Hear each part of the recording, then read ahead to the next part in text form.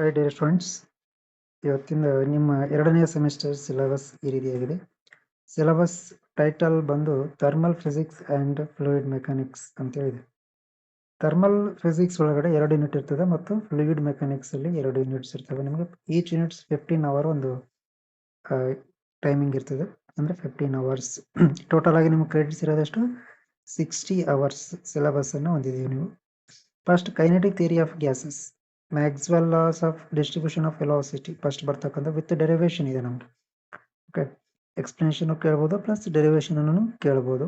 Expression for the average R M S ಅಂದರೆ root mean square velocity and most probable velocities. ಅಂದರೆ 2 ಥರದ ವೆಲಾಸಿಟಿನ ಕಲಿಬೇಕು ನೀವು. ಒಂದು ರೂಟ್ ಮೀನ್ ಸ್ಕ್ವಯರ್ ವೆಲಾಸಿಟಿ ಅಂತಂದ್ರೇನು ಮತ್ತು ಪ್ರೊಬೆಬಲ್ ವೆಲಾಸಿಟಿ ಅಂದ್ರೇನು, ಅವು ಸಹ ವಿತ್ ಡೆರಿವೇಷನಲ್ಲಿ ಇದೆ ನಿಮಗೆ. ಇದು ನೀವು PUCಯಲ್ಲೂ ಸಹ ಕಲ್ತು ಬಂದಿರ್ತೀರಿ ಆರ್ ಎಮ್ ಎಸ್ ಅಂದ್ರೆ ಏನಂತೇಳಿ. ಆಮೇಲೆ qualitative discussion on mean free path and mention of Clausius and Maxwell expression for mean free path. ಇದಕ್ಕೆ ಕ್ಲಾಸಿಯಸ್ ಮತ್ತು ಮ್ಯಾಕ್ಸ್ವೆಲ್ ಎಕ್ಸ್ಪ್ರೆಷನ್ನ ಕಂಪ್ಯಾರಿಸನ್ ಮಾಡಬೇಕಾಗ್ತದೆ ಇಲ್ಲಿ. ನೆಕ್ಸ್ಟ್ ಬಂದು ನಿಮಗೆ transport phenomena, brief discussion on viscosity, thermal conductivity and diffusions, expression for the coefficient of ವಿಸ್ಕಾಸಿಟಿದೊಂದು expression ಅಂತಂದರೆ ನೀವು ಡೈರೆಕ್ಟ್ ಆಗಿ ಫಾರ್ಮುಲಾವನ್ನು ಇದು ಮಾಡೋಕ್ಕೆ ಕಲಿಬೇಕಾಗ್ತದೆ. Next coefficient of thermal conductivity and coefficient of diffusion with derivation and relations between them. ಅದರಲ್ಲಿ ನಿಮ್ಗೆ 2ನೇ ಸಬ್ ಯೂನಿಟ್ ಏನಿದೆ ನಿಮಗೆ ರೇಡಿಯೇಷನ್ ಅಂತ ಹೇಳಿದೆ. ಒಂದು ಕೈನೆಟಿಕ್ ಥಿಯರಿ ಆಫ್ ಗ್ಯಾಸಸ್ ಆಯ್ತು, ಅದಾದ್ಮೇಲೆ ರೇಡಿಯೇಷನ್ ಯಾವ ರೀತಿಯಾಗಿ ಎಕ್ಸ್ಚೇಂಜ್ ಆಗ್ತದೆ ಅನ್ನೋದ್ರ ಬಗ್ಗೆ ಕಾನ್ಸೆಪ್ಟ್ ಇರ್ತದೆ ನಿಮಗೆ. ಫಸ್ಟ್ ಕಾನ್ಸೆಪ್ಟ್ ಆಫ್ ರೇಡಿಯೇಷನ್ ಅಂದ್ರೆ ಏನು ಅಂತ ಕಲಿಬೇಕು.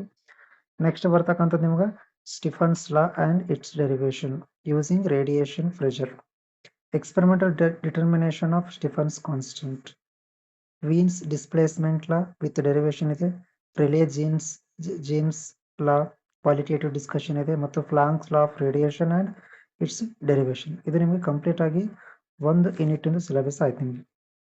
ನೆಕ್ಸ್ಟ್ ಬರ್ತಕ್ಕಂಥದ್ದು ಥರ್ಮಲ್ ಫಿಸಿಕ್ಸ್ ಒಳಗಡೆ ಥರ್ಮೋಡೈನಾಮಿಕ್ಸ್ ನಿಮಗೆ 2ನೇ ಯೂನಿಟ್ ಆಗಿ ಕೊಟ್ಟಿದ್ದಾರೆ. ಥರ್ಮೋಡೈನಾಮಿಕ್ಸ್ 1 ಅಂತ ಇದೆ ನಿಮಗೆ ಹೆಡ್ಡಿಂಗ್.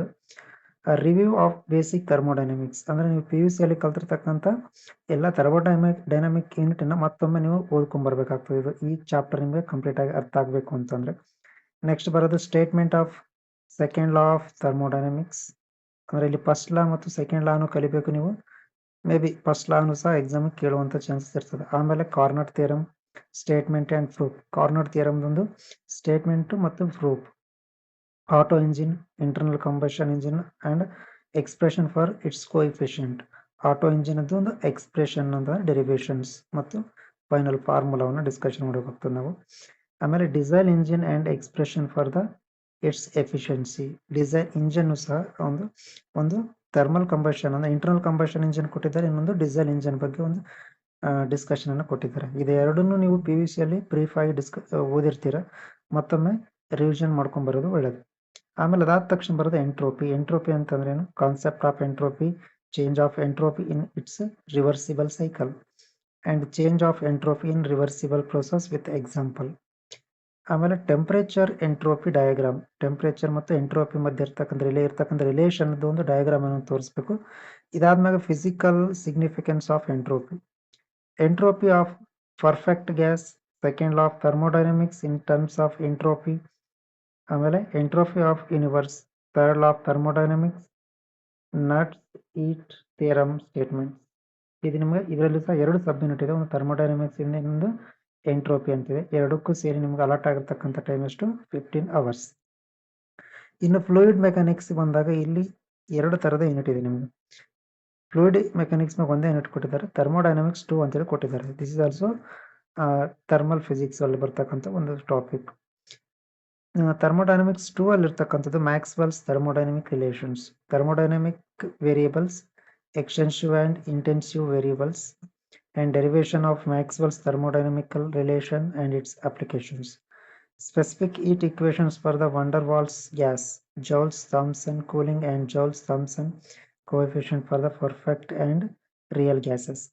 Celsius-Clapeyron equations ಅಂದರೆ ಫಸ್ಟ್ ಲೆಟೆಂಟ್ ಹೀಟ್ ಆಫ್ ಇಕ್ವೇಷನ್ಸ್ ಬಗ್ಗೆ ಡಿಸ್ಕಷನ್ ಅನ್ನು ಮಾಡ್ತೀವಿ ನಾವು. ನೆಕ್ಸ್ಟ್ ಬರೋದು ನಿಮ್ಗೆ ಥರ್ಮೋಡೈನಮಿಕ್ ಪೊಟೆನ್ಷಿಯಲ್. ಇದರಲ್ಲಿ ನಾವು ಇಂಟರ್ನಲ್ ಎನರ್ಜಿನ ಕರಿತೀವಿ. ಇಂಟರ್ನಲ್ ಎನರ್ಜಿ ಅದರ ಬಗ್ಗೆ ಡಿಸ್ಕಷನ್ ಅನ್ನು ಮಾಡ್ತೀವಿ. ಆಮೇಲೆ ಇರ್ತಕ್ಕಂಥದ್ದು enthalpy, Helmholtz free energy, Gibbs free energy, significance of thermodynamics, potential, relations of thermodynamical potential with their variables, first and second order phase of transition. ಯಾವ ರೀತಿಯಾಗಿ ಒಂದು ಸ್ಟೇಟ್ ಆಫ್ ಫಾರ್ಮಿಂದ ಇನ್ನೊಂದು ಸ್ಟೇಟ್ಗೆ ಟ್ರಾನ್ಸಿಷನ್ ಆಗ್ತದೆ, ಚೇಂಜ್ ಆಗ್ತದೆ ಅನ್ನೋದ್ರ ಬಗ್ಗೆ ಡಿಸ್ಕಷನ್ ಅನ್ನು ಮಾಡ್ತೀವಿ ನಾವು. ಸಿಂಪಲ್ ಎಕ್ಸಾಂಪಲ್ ಹೇಳ್ಬೇಕಾದ್ರೆ liquid to gas, gas to liquid ಯಾವ ರೀತಿಯಾಗಿ ಚೇಂಜಸ್ ಆಗ್ತದೆ ಅನ್ನುವಂಥದ್ದನ್ನು. ಕೊನೆಯ ಯೂನಿಟ್ ಇರ್ತದೆ ನಿಮ್ಗೆ ಫ್ಲೂಯಿಡ್ ಮೆಕ್ಯಾನಿಕ್ಸ್ ಅಂತಿದೆ. ಇದು ನಿಮಗೆ ಫ್ಲೂಯಿಡ್ ಮೆಕ್ಯಾನಿಕ್ಸ್ ಅಲ್ಲಿ ಬರ್ತಕ್ಕಂಥ ಒಂದು ಸರ್ಫೇಸ್ ಟೆನ್ಷನ್ ಅಂತೇಳಿ ಹೆಡ್ಡಿಂಗ್ ನಿಮಗೆ. Basic concept of pressure difference across the liquid surface, excess pressure inside the spherical liquid drop and excess pressure inside the soap bubble. Liquid bubble ಮತ್ತು soap bubble ಇರ್ತಕ್ಕಂಥ comparison ಮತ್ತು inside ಇರ್ತಕ್ಕಂಥ ಒಂದು pressure ಅನ್ನು ನಾವು discussion ಅನ್ನು ಮಾಡ್ತೀವಿ ಇಲ್ಲಿ. Derivation of relations between the radiations of curvature, pressure and surface tension. Angle of contact, most important ಬರೋದು ನಿಮಗೆ ಆಂಗಲ್ ಆಫ್ ಕಾಂಟ್ಯಾಕ್ಟ್ ಅನ್ನುವಂಥದ್ದು. Case of two liquids in contact with each others and with air, case of solids, liquids and air in the contact. Experimental determination of surface tension by Giger's method with the relevant theory, determination of surface tension and angle of contact of mercury by the Fink's method. ಇದರಲ್ಲಿ ಇರ್ತಕ್ಕಂಥ ನಿಮಗೆ second unit ಏನಿದೆ ಅಂದರೆ viscosity ಇದೆ. ಒಂದು surface tension ಆದ್ಮೇಲೆ ಬರ್ತಕ್ಕಂಥದ್ದು viscosity.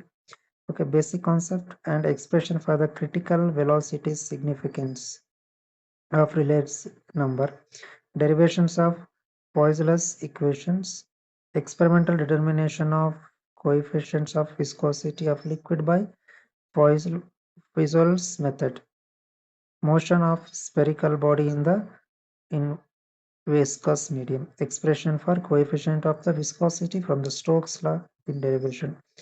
ಇದಿಷ್ಟು ನಿಮ್ಗೆ ಇರ್ತಕ್ಕಂಥ 4 ಯೂನಿಟ್. ಈ 4 ಯೂನಿಟ್ ಮಧ್ಯೆ ಇರ್ತಕ್ಕಂಥ ರೆಫರೆನ್ಸ್ ಬುಕ್ ಯಾವುದಂದ್ರೆ, ನಾವು ಯಾವ ಬುಕ್ಕಲ್ಲಿ ನಮ್ಗೆ ಇಷ್ಟು ಚಾಪ್ಟರ್ ಸಿಗ್ತದೆ ಅಂದ್ರೆ ಫಸ್ಟ್ ಪ್ರಿಫರ್ ಮಾಡ್ತಕ್ಕಂಥ ಬುಕ್ ಯಾವುದಂದ್ರೆ ಕೈನೆಟಿಕ್ ಥಿಯರಿ ಆಫ್ ಗ್ಯಾಸಸ್ ಅಂತ ಹೇಳಿ, first edition, author VN Kelkar. Okay, next ನೀವು ಅದಲ್ಲದೆ ಇನ್ನೊಂದು ಥರ್ಮೋಡೈನಮಿಕ್ಸ್ಗೆ ನೀವು ಯೂಸ್ ಮಾಡಬೇಕಾದಂಥ ಬುಕ್ ಅಂತಂದ್ರೆ heat and thermodynamics and statistical physics, Singhal Agarwal. Okay, author name Singhal Agarwal, Satyaprakash ಅನ್ನುವಂಥವ್ರು ಆಥರ್ ಇದ್ದಾರೆ. ಆಮೇಲೆ heat and thermodynamics of statistical physics, Brijlal Subrahmanyam. Fourth book ಬಂದು ನಿಮಗೆ ಈಟ್ ಆ್ಯಂಡ್ ಥರ್ಮೋಡೈನಮಿಕ್ಸ್ ಅಂತಿದೆ, ಫಸ್ಟ್ ಎಡಿಷನ್ DS ಮಾಥುರ್. ನಿಮಗೆ ಲೈಬ್ರರಿಯಲ್ಲಿ ಅವೈಲೇಬಲ್ ಇರ್ತಕ್ಕಂಥ ಬ್ರಿಜಲರ್ ಸುಬ್ರಹ್ಮಣ್ಯಂ ಈಸಿಯಾಗಿ ಅವೈಲೇಬಲ್ ಇದೆ ಮತ್ತು DS ಮಾಥುರ್ ಈಸಿಯಾಗಿ ಅವೈಲೇಬಲ್ ಇರ್ತದೆ ನಿಮಗೆ. ಆ್ಯಂಡ್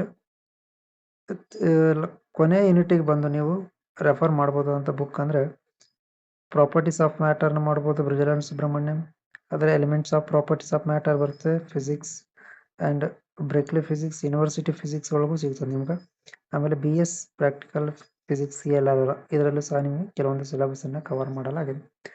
ಇಷ್ಟು ಬುಕ್ಗಳನ್ನು ತೆಗೆದುಕೊಂಡೆ ನೀವು ನಿಮ್ಮ ನೋಟ್ಸನ್ನು ನೀವು ಪ್ರಿಪೇರ್ ಮಾಡ್ಕೊಳ್ಬೇಕಾಗ್ತದೆ. ಇದು ನಿಮ್ಗೆ ಬ್ರೀಫ್ ಆಗಿ ಡಿಸ್ಕಷನ್ ಆದ್ರ ಬಗ್ಗೆ 2ನೇ ಸೆಮಿಸ್ಟರ್ ಇರ್ತಕ್ಕಂಥ ಸಿಲೆಬಸ್. ತಪ್ಪದೆ ಇದನ್ನು ಕರೆಕ್ಟಾಗಿ ನೋಡಿ ಒಮ್ಮೆ ಒಂದು ಕಡೆ ನೋಟ್ ಮಾಡ್ಕೊಳ್ಳಿ ಸಿಲೆಬಸ್ ಏನೇನಿದೆ ಅಂತೇಳಿ. ಅಂದರೆ ನಿಮಗೆ ಪ್ರಿಪೇರ್ ಆಗಲಿಕ್ಕೂ ಮತ್ತು ಕ್ಲಾಸ್ ಅರ್ಥ ಮಾಡ್ಕೊಳ್ಳೋಕ್ಕೂ ಈಸಿ ಆಗ್ತದೆ. Thank you.